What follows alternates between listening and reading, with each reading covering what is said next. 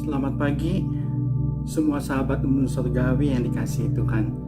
Pada saat ini mari kita merenungkan sedikit tentang firman Tuhan yang terambil di dalam Matius 5 ayat 13 sampai 14 dan Kejadian 19 ayat 1 sampai 11 mengenai garam dan terang dunia yang dihubungkan dengan kehidupan Lot di dalam kitab Kejadian 19. Tapi sebelumnya mari kita berdoa bersama-sama. Tuhan, pada saat ini kami ingin mendengar firman-Mu. Berbicaralah bagi kami Tuhan. Biarlah Roh Kudus-Mu memimpin kami, bukan hanya saja mendengar, tetapi juga kami dapat mengerti dan menjadi pelaku firman di dalam kehidupan kami. Terima kasih Tuhan, dalam nama Tuhan Yesus saja kami berdoa. Amin. Saudara, di dalam Kejadian 19 ayat 1-11 dikisahkan tentang seorang tokoh. Tokoh itu bernama Lot. Lot ini adalah tokoh yang kontroversial. Mengapa kontroversial? Karena ia dikenal sebagai keponakan yang berani terhadap pamannya. Berbeda dengan kebiasaan dunia timur yang selalu mendahulukan orang yang lebih tua untuk mengambil keputusan, tetapi Lot tidak demikian. Ia memilih dahulu untuk memilih tanah yang lebih subur dan membiarkan tanah yang kurang subur menjadi bagiannya Abraham. Dan yang kedua, ia berani mengorbankan kedua putrinya demi melindungi orang asing, malaikat Tuhan yang datang kepadanya. Dan yang ketiga, ia disebut kontroversial karena ia bahkan sempat dikerjai oleh kedua putrinya, sehingga terjadilah inses, perkawinan saudara. Di tengah kontroversial daripada seorang Lot, Rasul Petrus menyebut bahwa Lot itu sebagai orang benar. Kalau kita lihat di dalam 2 Petrus 2 ayat 7-8, dikatakan bahwa Lot sangat menderita dan Lot sangat tersiksa melihat perbuatan orang-orang Sodom. Karena dibanding dengan kebanyakan orang Sodom lainnya, jelas Lot hidup berbeda. Ia tidak mengikuti dosa-dosa mereka. Itulah sebabnya Tuhan menyelamatkan Lot dan kedua anaknya. Namun, di dalam kehidupan keluarganya, ada persoalan serius yang terjadi dengan Lot. Lot hidup benar, tetapi ia tidak memberikan dampak yang benar kepada keluarga dan juga lingkungannya. Ketika akhirnya kota Sodom dihancurkan, mereka melarikan diri. Istri Lot seakan-akan tidak rela meninggalkan rumahnya, kekayaannya, dan semua kenangan-kenangan di kota Sodom. Ia akhirnya menoleh ke belakang. Padahal ia tidak boleh menoleh ke belakang, sehingga ia menjadi tiang garam. Jadi selama ini ternyata istri Lot lah yang ngotot untuk bertahan tinggal di kota yang fasik itu. Sayangnya, Lot sebagai imam tidak dapat mempengaruhi bahkan istrinya sekalipun. Demikian juga dengan kedua anaknya. Lot gagal mendidik mereka menjadi pribadi-pribadi yang beradab.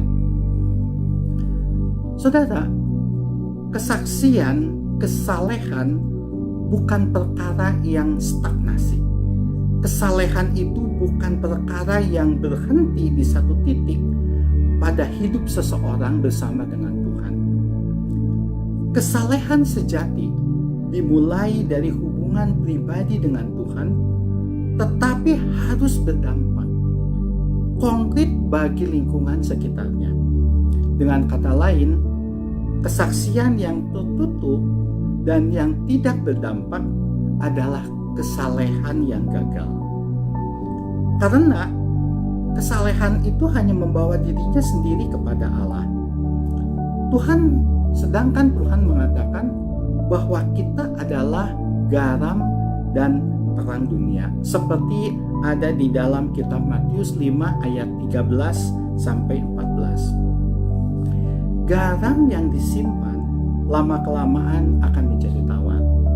pada zaman dulu pembuatan garam tidak semurni sekarang, sehingga dengan pengaruh oksidasi lama-kelamaan garam itu akan menjadi tawar. Pelita yang ditutupi gantang, cahayanya tidak akan terlihat, bahkan apinya pun akan padam.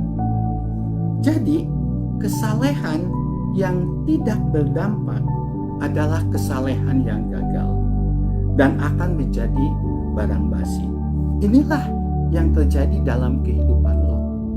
Dia dikatakan orang yang benar, tetapi dia tidak berdampak kepada orang-orang sekitarnya, bahkan kepada keluarganya sekalipun.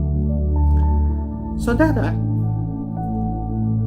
menjadi garam dan terang dunia di dalam Matius 5 ayat 13-14, Tuhan tidak mengatakan kita harus menjadi garam dan terang dunia. Tuhan juga tidak mengatakan bahwa kita akan menjadi garam dan terang dunia. Demikian pula Tuhan tidak pernah mengatakan kita bisa menjadi garam dan terang dunia. Tetapi yang dikatakan Tuhan di dalam kitab Matius 5 ayat 13-14, kamu adalah garam dan terang dunia. Jadi bukan harus menjadi, akan menjadi, bisa menjadi, tetapi Tuhan mengatakan kamu adalah garam dan terang dunia. Ini artinya apa? Artinya menjadi garam dan terang dunia adalah bukan kualitas manusia, tetapi ini anugerah yang diberikan kepada kita dari Allah. Ketika kita percaya kepada Yesus Kristus sebagai juru selamat dan menerima Dia, maka kita mendapatkan predikat garam dan terang dunia selain predikat anak Allah. Dan kuasa itu diberikan kepada kita untuk kita pakai supaya menjadi berkat bagi orang-orang sekeliling kita. Jadi saudara, marilah kita gunakan predikat ini, predikat garam dan terang dunia yang sudah kita punyai, supaya garam dunia akan menjadi berkat bagi orang-orang di sekitar kita. Dan terang dunia yang ada di dalam diri kita akan menerangi sekitar orang-orang di sekitar kita, agar nama Allah dipermuliakan. Maukah saudara menjadi garam dan terang dunia yang berdampak bagi banyak orang dan untuk memuliakan nama Tuhan? Ini menjadi pertanyaan bagi kita masing-masing di dalam kehidupan kita.